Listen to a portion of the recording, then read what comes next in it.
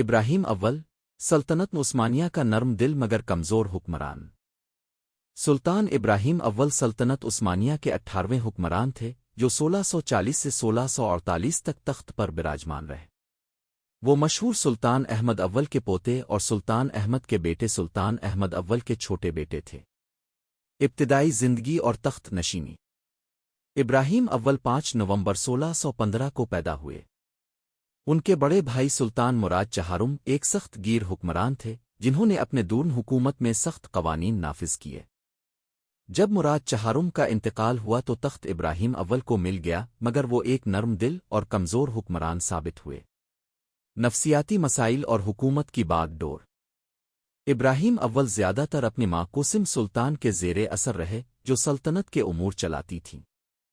انہیں بچپن میں قید میں رکھا گیا تھا جس کی وجہ سے ان کی ذہنی حالت کمزور ہو چکی تھی۔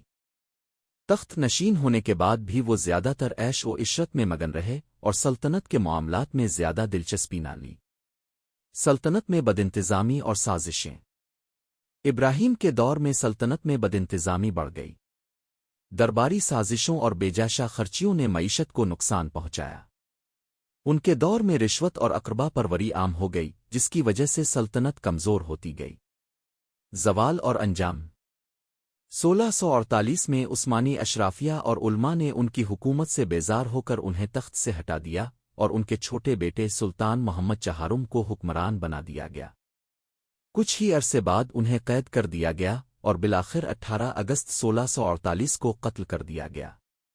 نتیجہ: ابراہیم اول کو تاریخ میں ایک کمزور اور ناتجربہ کار حکمران کے طور پر یاد کیا جاتا ہے جن کی سلطنت میں زیادہ تر ان کی ماں اور وزراء ہی حکومت چلاتے رہے۔ تاہم ان کے بعد آنے والے حکمرانوں نے سلطنت کو دوبارہ مضبوط کرنے کی کوشش کی۔ اگر آپ کو یہ ویڈیو پسند آئی ہے تو ویڈیو کو لائک کریں اور چینل کو سبسکرائب کریں۔